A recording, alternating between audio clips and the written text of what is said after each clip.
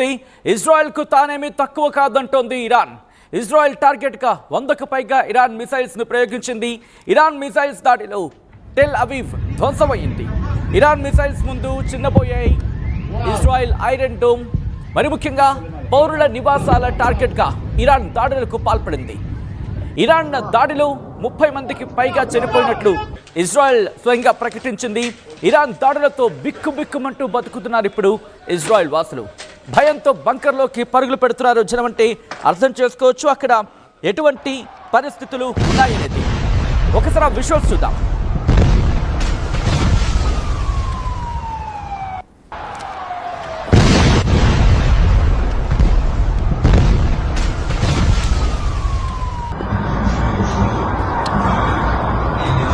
Himalaya.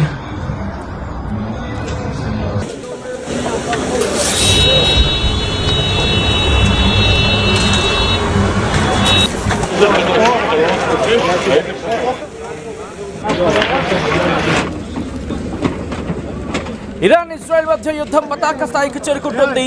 ఒకరి మీద ఒకరు దాడులు చేసుకుంటూ ఆ సిచ్యువేషన్ ఎంత పతాక శీర్షకు చేరిందంటే టెల్ అవీవ్కి సంబంధించి నిన్న జరిగిన దాడులు ఒక్కసారిగా ఉద్రిక్త వాతావరణానికి దారితీశాయి.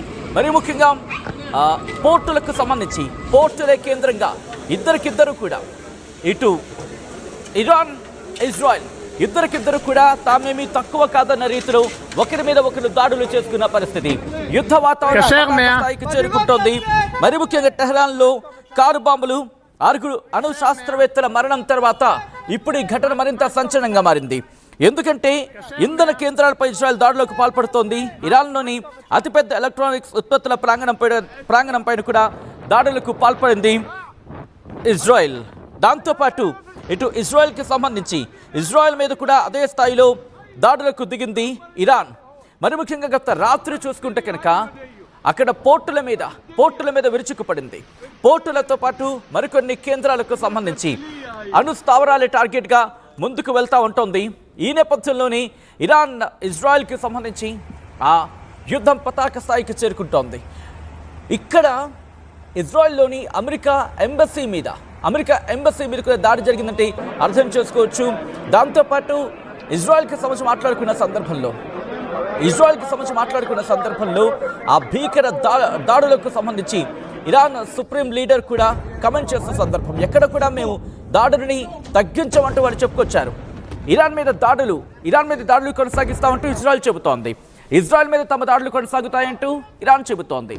మేము ఉన్నామంటూ ఇటు యెమెన్లోని హౌతీలు, దాంతోపాటు లెబనాన్లోని హెజ్బుల్లా, గాజాలోని హమాస్ వీళ్ళు కూడా ముప్పేట దాడికి దిగుతున్నారు ఇటు ఇజ్రాయెల్ పైన. ఈ నేపథ్యంలోని ప్రస్తుతం పరిస్థితి చాలా దారుణంగా ఉంది. ఆ విజువల్స్ చూద్దాం.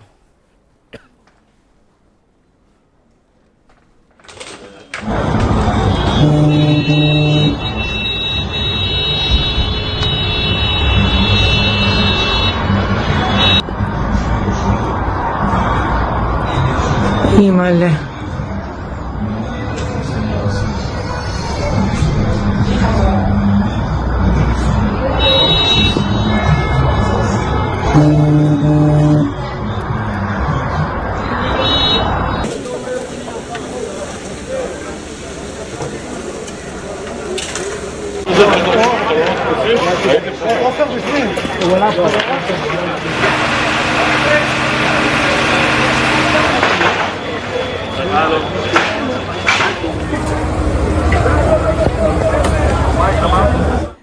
ఇజ్రాయెల్ ఇరాన్ ఈ రెండు విరుచుకుపడుతున్నాయి.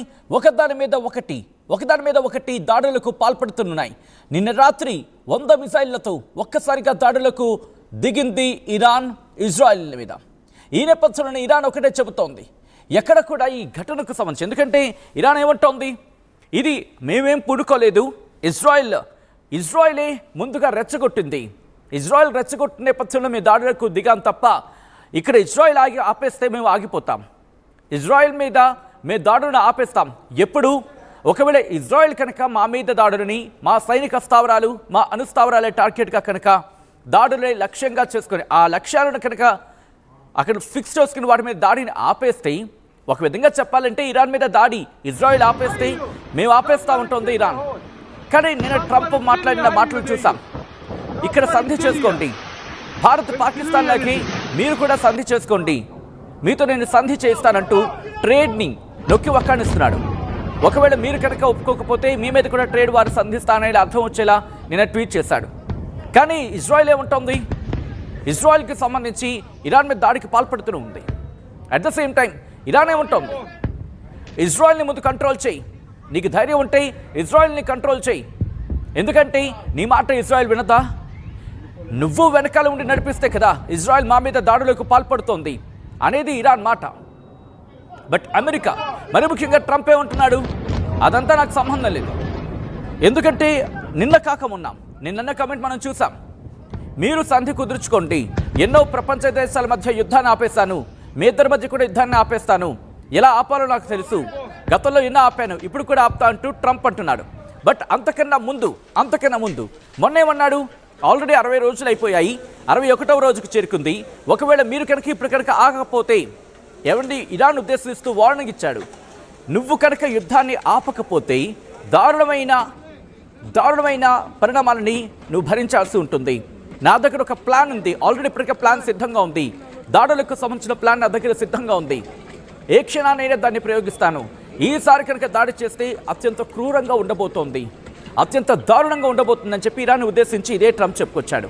ఓ పక్క దాడి చేస్తా అంటాడు, ఇంకో పక్క మళ్ళీ శాంతి చర్చలు అంటాడు. ఈ నేపథ్యంలో ఇజ్రాయెల్ ఏం చేయబోతోంది? ఇజ్రాయెల్ మనం చూసాం, ఇప్పటికీ కీలకమైన వ్యక్తులని లేపేసింది, మరి ముఖ్యంగా గ్యాస్ వార్ చేసిందనే చెప్పుకోవాలి. ఆపరేషన్ రైజింగ్ లైన్ పేరిట ఇజ్రాయెల్ ఎటువంటి దాడులకు పాల్పడిందామని చూసాం. ఇజ్రాయెల్ దాడులపై ఇరాన్ కూడా ప్రతిదాడి చేసింది. ఆదివారం కూడా ఇటు గ్యాస్ వార్కి సంబంధించి మాట్లాడుకున్నాం. ఇజ్రాయెల్ సిటీస్లోని ఇరాన్ వైమానిక దాడులకు పాల్పడింది. టెల్ అవీవ్కి సంబంధించి ఎయిర్ రైడ్ సైన్యంలో మోత మోకింది, దీంట్లో చాలామంది మరణించారు. హైఫా నగరంలోని అక్కడ చమురు శుద్ధి కర్మాగారం ఉంటుంది, అది దెబ్బతింది. హైఫా నగరంలోని చమురు శుద్ధి కర్మాగారం, ఎందుకంటే రిమెంబర్ ఇరాన్ మీద ఇజ్రాయెల్ గ్యాస్ స్టేషన్స్ మీద దాడి చేస్తుంది, నేను మీకు గుర్తుంది కదా. సో నిన్న కౌంటర్గా ఇరాన్ కూడా ఇజ్రాయెల్లోని గ్యాస్ స్టేషన్స్ కావచ్చు, లేకపోతే గ్యాస్ ఫెసిలిటీస్ కావచ్చు, లేకపోతే ఫ్యూయల్ ఫెసిలిటీస్, మరి ముఖ్యంగా న్యూక్లియర్ ఫెసిలిటీస్ గురించి మాట్లాడుకునే సందర్భంలో అవన్నీ పక్కన పెడితే ఈ గ్యాస్ వార్కి సంబంధించి మాట్లాడుకునే సందర్భం ఎక్కడేం చేస్తుందంటే హైఫా నగరంలోని చమురు శుద్ధి కర్మాగారం మీద దాడి చేస్తుంది. ఈ దాడి ఫలితంగా చమురు శుద్ధి కర్మాగారం, దానికి సంబంధించిన పైప్ లైన్లు, ట్రాన్స్మిషన్ లైన్స్ అన్నీ కూడా పూర్తిగా ధ్వంసం అయిపోయాయి. వీటిని నిర్వహిస్తున్న బజాన్ గ్రూప్ టెల్ అవీవ్ స్టాక్ ఎక్స్చేంజ్కు ఒక నివేదికను ఇచ్చింది అంటూ కూడా చర్చ జరుగుతోంది. ఇక్కడ మరి ముఖ్యంగా చమురు శుద్ధి కర్మాగారం ఉంది కదా, ఇది తన కార్యకలాపాలని యథావిధిగా కొనసాగిస్తోంది. అయితే దానికి కనెక్టివిటీలో ఉన్న విభాగాలు ఉంటాయి కదా, అవి ప్రస్తుతం మూతపడ్డాయి అంటూ చర్చ జరుగుతోంది. ఈ ఘటనలోని ఇజ్రాయెల్ ఫైటర్ జెట్ విమానాలకు ఫ్యూయల్ని అందించే కేంద్రాలపై ఇరాన్ మిజైల్స్తో దాడి చేస్తుంది అంటూ కూడా ఇటు పారామిలిటరీ రెవల్యూషనరీ గార్డ్స్ చెప్పుకొచ్చింది ఇరాన్కి సంబంధించి. సో ఇలా అనేకమైన దాడులు, ప్రతి దాడులతో ఇజ్రాయెల్ ఇరాన్ మధ్య బాంబుల మోత మోగుతోంది. ఒకసారి ఎటువంటి దాడులు జరుగుతున్నాయో చూద్దాం.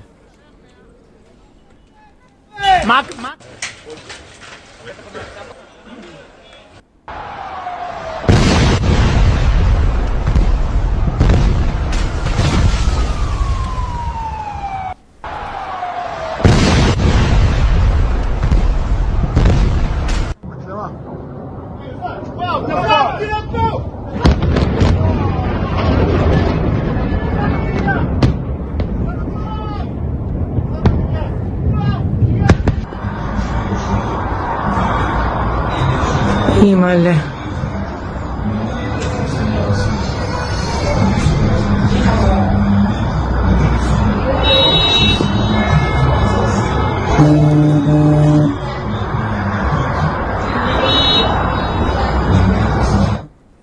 మా జోలికొస్తే నీ తాట